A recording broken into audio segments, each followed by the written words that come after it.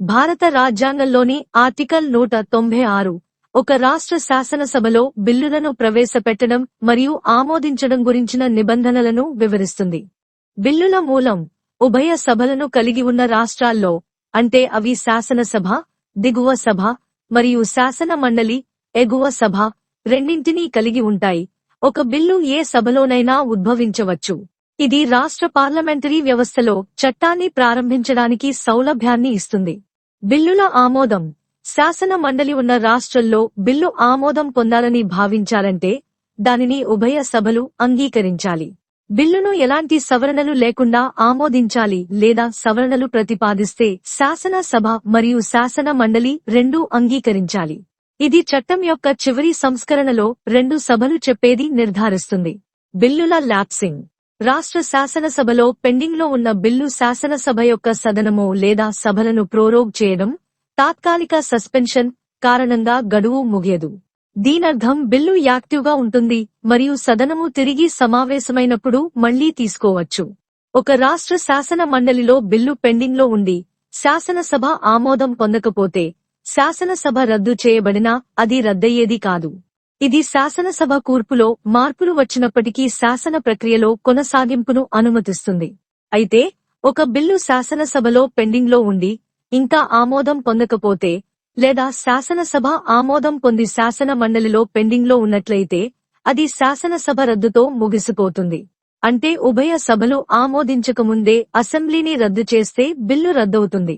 ఈ నిబంధనలు శాసన వ్యవహారాలను క్రమబద్ధంగా నిర్వహించడానికి, శాసన ప్రక్రియ యొక్క సమగ్రతను కాపాడుకోవడానికి మరియు రాష్ట్ర శాసనసభలో వివిధ పరిస్థితులలో బిల్లుల కొనసాగింపు లేదా నిలిపివేతను అందిస్తాయి.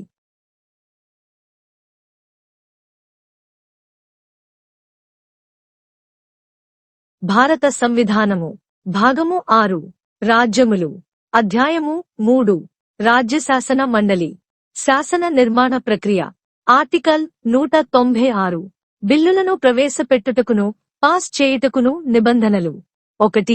198 మరియు 207 అనుచ్ఛేదములలోని ధన సంబంధమైన బిల్లులను మరియు ఇతర విత్తీయ బిల్లులను గూర్చిన నిబంధనలకు అధ్యధీనమై ఏ బిల్లైనను శాసన పరిషత్తుగల రాజ్యశాసన మండలి యొక్క ఏ సదనమునందైనను ఆరంభింపబడవచ్చును.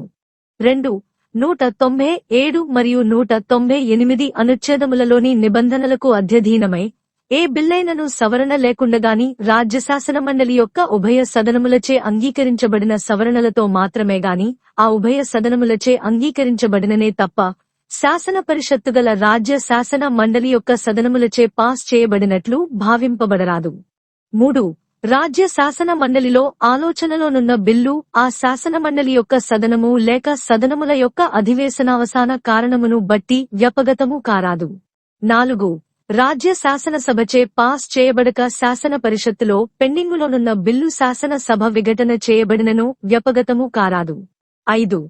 రాజ్య శాసన సభలో పెండింగులోనున్న లేక శాసన సభచే పాస్ చేయబడి శాసన పరిషత్తులో పెండింగులోనున్న బిల్లు ఆ సభ విఘటన చేయబడినప్పుడు వ్యపగతము కావలెను.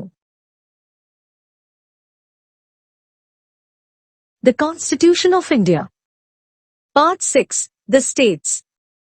Chapter 3. The State Legislature. Legislative Procedure. Article 196. Provisions as to introduction and passing of bills.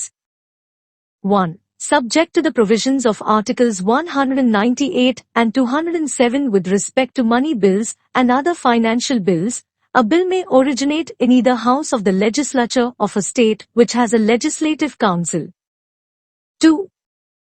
Subject to the provisions of Articles 197 and 198, a bill shall not be deemed to have been passed by the houses of the legislature of a state having a legislative council unless it has been agreed to by both houses, either without amendment or with such amendments only as are agreed to by both houses.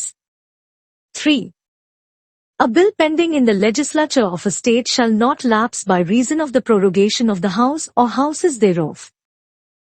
4. A bill pending in the Legislative Council of a state, which has not been passed by the Legislative Assembly shall not lapse on a dissolution of the Assembly. 5. A bill which is pending in the Legislative Assembly of a state, or which having been passed by the Legislative Assembly is pending in the Legislative Council, shall lapse on a dissolution of the Assembly.